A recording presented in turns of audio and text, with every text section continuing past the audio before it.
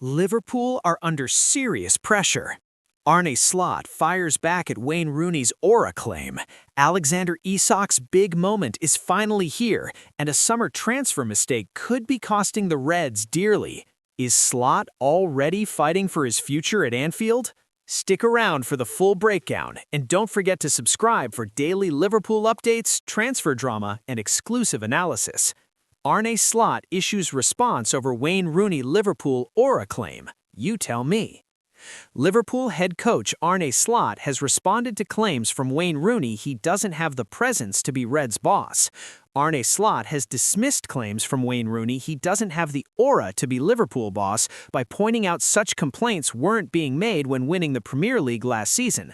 Slot has been under pressure for much of the campaign after a difficult title defense for the Reds, in which they presently find themselves outside the top four in the automatic Champions League qualification places. It prompted ex-England international Rooney to this week compare the Liverpool boss negatively to predecessor Jurgen Klopp and state Slot doesn't have the required presence to do the job. But when asked for his view on the comments, Slot said, "Comparing people with each other is something everyone has the right to do, but is that fair to compare people with each other? We are all different. The only thing we have in common, Jurgen and me, is that we both won the league, and that's not too bad, is it? I think the more a manager wins, the more aura he has. That's in general something. I don't know if you agree with Wayne Rooney, by the way, but if this would be the general opinion, then I think people would probably tell you last season I had more aura than this season. But maybe he's the only one who has this opinion. I don't know. You tell me. It's the first time that I heard this. But I think it's fair to say that Jurgen definitely has aura, yeah. I can talk about him, not about myself, but he definitely had that. But a winning manager has an aura as well." Slot, whose Liverpool side are at Nottingham Forest on Sunday afternoon, believes the intense scrutiny from an ever-increasing number of media outlets means those in his position are far less likely to have lengthy reigns similar to Klopp and current Manchester City boss Pep Guardiola. "I got this question a few months ago and I was a bit surprised, but when I later thought about it, I think it's harder now because there's so much being said about football, so much more than 10 years ago. The moment you start to lose one or two games now, then there's much more being spoken about it and much more emphasis on it, so that makes it more difficult. I think the job has become harder because of all the media attention. Jurgen did so well, Pep did so well, but the biggest accomplishment is maybe to do this job for 10 years, because it's hard work, I can tell you. Many people work hard, but it's also mentally hard. Is the power more with the players now than it's ever been before? I would argue that is true. I don't think that has changed in football. The question is always, do owners, or the people who decide, listen to players if they are not positive about you? And that's different in every club. Alexander Isak's Liverpool career can finally begin, but Arne Slot's update needs a warning. Paul Gorst takes a closer look at Alexander Isak's current situation at Liverpool after Arne Slot revealed the £125 million striker is on the comeback trail earlier this week. There was an internal acceptance on September 1 when Liverpool paid £125 million for Alexander Isak that the incoming number 9 would not hit the Anfield turf at speed. After he was left out of Newcastle's first friendly of their summer schedule, a 4-0 defeat to Celtic on July 19, the writing appeared to be on the wall for his future on Tyneside, and his departure, one which became increasingly acrimonious, was eventually confirmed in the closing hours of transfer deadline day, some 44 days later. For the supporters of both clubs awaiting the daily updates during a summer without competitive football, that interminable period likely felt longer. This was particularly true because both Liverpool and Newcastle jetted out to the Far East for their pre-season tours, meaning updates were given at unusual times for fans in both the Northwest and Northeast. The explosive social media statement that spoke of broken promises, released just minutes after he was confirmed as part of the PFA's 24-25 team of the season at Manchester Opera House in mid-August, an event he opted against attending, only added fuel to the fire at the time. But after flagging an injury that kept him off Newcastle's tour of Singapore and South Korea before a return to training at the facilities of former club Real Sociedad, a move which was unsanctioned by Newcastle, Isak finally completed the blockbuster move on September 1. So while most of his new Liverpool teammates, many of whom were undergoing double training sessions daily, had earned minutes in as many as 5 friendlies before featuring in the Community Shield and 3 Premier League fixtures, Isak arrived at the start of the September international break in stark contrast to his colleagues, who were, by that point, finely tuned and in form. It seems hard to believe now, but Isak was actually still a Newcastle player when Rio Ngumoha's 100th minute winner sunk Eddie Howe's team at St. James's Park back on August's bank holiday, and a delegation from the Public Investment Fund of Saudi Arabia, the club's owners, had actually launched a last-gasp attempt to keep their talisman in the northeast earlier that day. Jamie Rubin, Newcastle's co-owner, and Jacobo Solis, the Spanish director viewed as PIF's football man, were said to be part of the contingent who visited the player's Northumberland home that afternoon. They pulled up to Isak's Dar es Salaam mansion in a Range Rover Vogue and Mercedes V-Class, but the want-away striker essentially told them to get their tanks off his lawn, and the showdown talks only reaffirmed his steadfast desire to make the move to the champions. Liverpool, who had an offer of £110 million rejected on August 1, viewed the intense speculation as noise and opted against adding to it either in private or more formally during press conferences of Arne Slot, who played the straight bat when it was put to him across the summer. Another club's player would not be subjected to discussion, as is usually the official line around these things. The sheer weight of the deal for Isak meant he signed a 6-year contract instead of the usual 5. While Liverpool were fully aware of the need to get him up to speed quickly, the long-term nature of the agreement has remained a focus at Anfield, regardless of his initial struggles and the subsequent hot takes that have followed.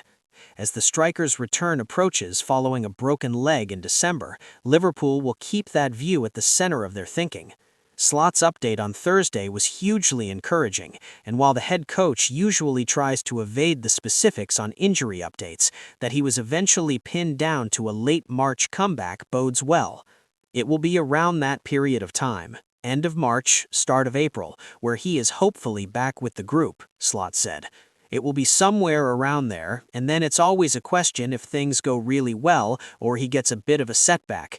In the gym, you can hardly do too much, but at this stage, you constantly have to tick the next box and the next box. And when you were back with the group, that is not to say you were ready to play, let alone start a game of football, because again, he's been out for months, and the last time he was out for months, we could all see it took him a while before he was the player who we signed from Newcastle. Prior to suffering that leg break at Spurs, when he was caught awkwardly by Mickey Van Den after opening the scoring with a crisp finish, Isak had featured for just 508 minutes for the Reds. It's why demands around comeback must be tempered somewhat. For the money paid, Liverpool and their fan base might feel entitled to demand instant results, but a season blighted by fitness concerns and injury issues means expectations have to be grounded in realistic terms. Having a player of Isak's breathtaking skill will inevitably be a boost for a squad who have looked threadbare at times in the forward positions since his injury, but his availability, whenever that actually comes, will be most notable for the ability to give Hugo Ekitike more of a rest than he has had in recent weeks. With Federico Chiesa struggling to gain any real trust from Slot, 15-goal Ekitike has been stretched to breaking point at times since Isak underwent surgery before Christmas on an ankle injury that included a fibula fracture. Ekitike missed the games against Fulham and Arsenal due to concerns about a potential hamstring issue, and he is visibly tired late in games as he continues to adjust to the intensity of the Premier League. The alternative, however, is presently Federico Chiesa, who has just 2 Premier League starts under Slot. The old maxim of buying a player for 5 years as opposed to 5 weeks accurately applied to Isak upon his arrival at Anfield at the start of an international break after a summer without a preseason schedule. But as brighter days appear to be nearing, perhaps we should accept that the 26-year-old's best form will now in fact come from next season onwards. Isak had to wait a long time for his Liverpool career to start, and while it's largely been a forgettable term on Merseyside for the gifted frontman, Slot's update on Thursday might just have outlined when it can truly begin. Liverpool could be about to copy PSG example, and Arne Slot's job might depend on it. Liverpool takes on Nottingham Forest in the Premier League this weekend, with Mohamed Salah and Florian Wirtz looking to continue their better form in recent weeks. Liverpool returns to Premier League action with a trip to Nottingham Forest. We caught up with Florida-based Reds fan Morgan O'Sullivan ahead of the game at the City Ground. Recent results have shown some hope in progress, but you are always nervous. Consistency has been the overall key this season, and we will have to wait a few more weeks yet to confirm all is back to where we would like things to be. The old adage of one game at a time is all we can do. Florian Wirtz and Milos Kerkez have been in good form. Are we starting to see what the plan was last summer? It was always going to take time for the new signings to settle into the team. While time has gone on now, it could be argued that there should have been a more gradual transition, particularly for Milos Kerkez when Andy Robertson was always available. The price tag on Florian Wirtz demanded that he had to play, and it has taken him time. However, he has grown increasingly confident and strong in recent games. We are starting to see a special player who has the potential to go on and be a mainstay in the team for years to come. How much pressure does Arne Slot remain under in terms of his future? Arne Slot is under the spotlight. To win the league and then proceed to spend as much as we did was always going to create a vast amount of pressure. The big names that departed last year should not really have had such a drastic impact on the squad. Trent Alexander-Arnold was a great player, but he was ultimately in and out of the squad last year. Darwin Núñez was popular with the fans, but Hugo Ekitike has proven to be an upgrade. Luis Diaz is the one who would still be able to justify his position, but the rest of the team from last year has largely been available to choose from. The midfield balance has been a struggle. Too many players have not been at the same level. The impact of the Diogo Jota tragedy has to be taken into account, though. You do not become a poor team overnight, and that should be remembered. There is still a lot of football to be played, and it would not surprise me if we went on a run and finished third. However, whether that will be enough to secure and protect the manager, I really do not know. He achieved an incredible feat last year in winning the league, but after spending so much last summer as a club, he may need to earn some silverware for job security. Xabi Alonso has been mentioned for months, and it is largely assumed that he was the first choice when Jurgen Klopp moved on. If he was the first choice then, and FSG are the strong and efficient unit that we have come to learn, from a business perspective, he may very well still be their first choice. Results and trophies will dictate the future for Arne Slot. What should the expectation/target be for Liverpool for the remainder of the season? Qualifying for the Champions League is the minimum target for the club. So much depends on that in terms of revenue and attracting the right caliber of player and such. However, I sense the manager will need to finish third and also secure a trophy in order to secure his position. Anything else to mention? It has been a tough season so far, but all is not lost. We are progressing well in the FA Cup, and anything can truly happen in the knockout stages of the Champions League. Last year, we were top of the league in January and finished top of the league stage in Europe. PSG were nowhere to be found. Then, like a light switch, things changed for them. They conquered Europe, and Ousmane Dembélé won the Ballon d'Or. Why can't it be Liverpool and Mohamed Salah or Florian Wirtz this year? Richard Hughes makes genius Liverpool play, as Reds look to avoid same mistake with Wonderkid. Liverpool's first-team squad have massively let their fan base down this season. The club are currently 6th in the Premier League, with some fans even thinking that they could miss out of Champions League football next season due to their poor form. Because of this, the rumor mill has already started to turn ahead of the 2026-27 summer transfer window, with several players being linked with Liverpool moves. Some of the Reds' previous targets, such as Mark Guéhi and Dayo Upamecano, have already had their futures decided. But since most of the players that Liverpool want to sign are also wanted by their rivals, they need to get ahead and start making their moves. This is exactly what Richard Hughes seems to have done, with the sporting director making a genius play ahead of the transfer window. Liverpool have made contact with Keith Smith's entourage with view to sign him in the upcoming summer transfer window. Real Madrid, Paris Saint-Germain, and Arsenal are just some of the other clubs interested in acquiring the 20-year-old's services, but since the Reds have already made their move for the Wonder Kid, they're the ones leading the way, with their moves being decisive. The report outlines that one of the main reasons why Liverpool have already made their move for Smith is so that they don't miss out on their ideal target due to Real's interest.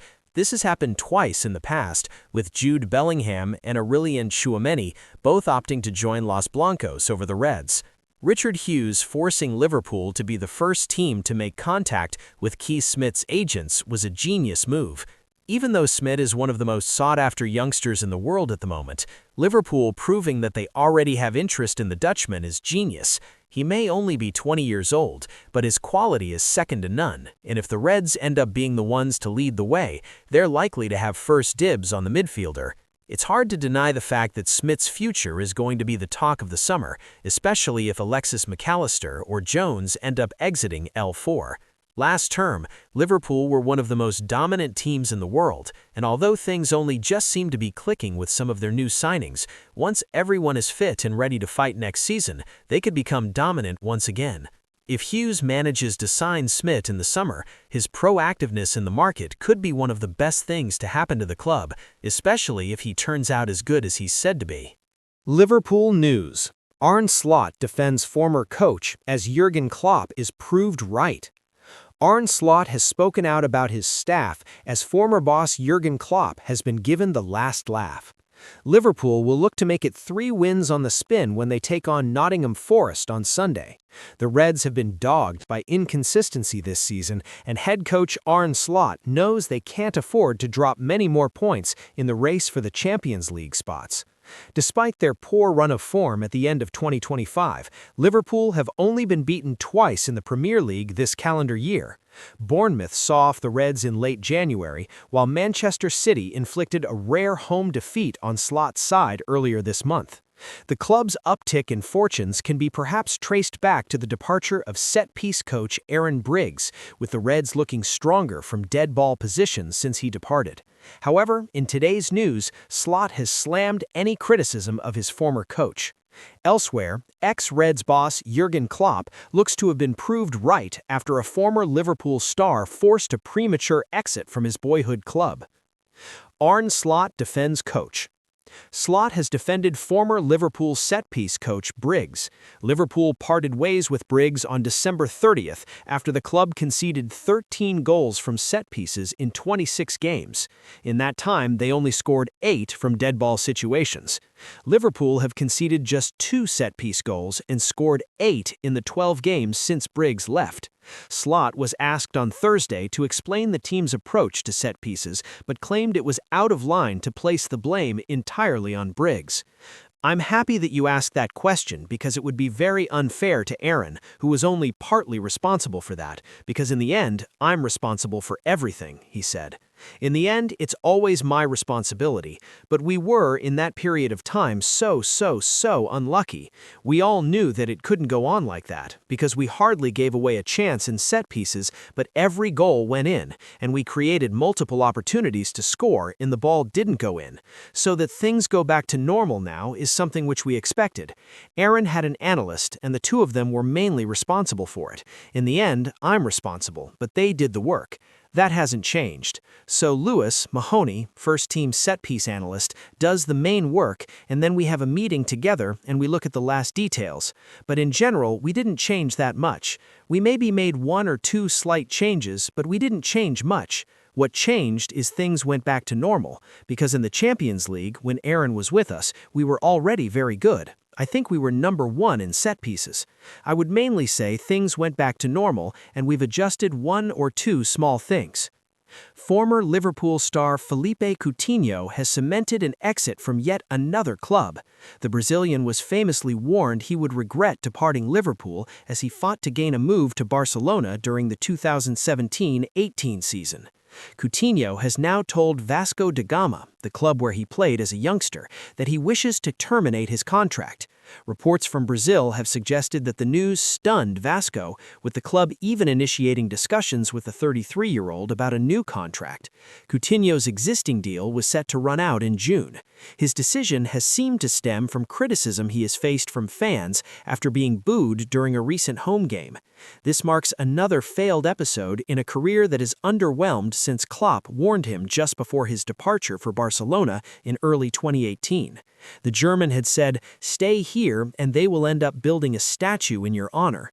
Go somewhere else, to Barcelona, to Bayern Munich, to Real Madrid, and you will be just another player. Here you can be something more." The midfielder's time at the Camp Nou featured a loan stint at Bayern Munich and ended in 2020. An effort to revive his career at Aston Villa under Steven Gerrard began promisingly but ultimately stalled. There were also spells at Al Duhail in Qatar and Vasco da Gama before he completed a permanent move from Villa to the latter last year. Liverpool's summer transfer blunder identified with Arne Slot paying the price. Liverpool spent huge sums in the summer transfer market and bought in several new players, throwing them in from minute one, which has backfired in what has been a difficult season. Ex-Liverpool star Joe Cole admits that Arne Slot's desire to throw in all his new signings from day one of the new season did backfire, and he should have drip-fed them in, with the balance of the team suffering. The Reds kicked off the campaign on a Friday night against Bournemouth and were heavily tipped to retain their title come May.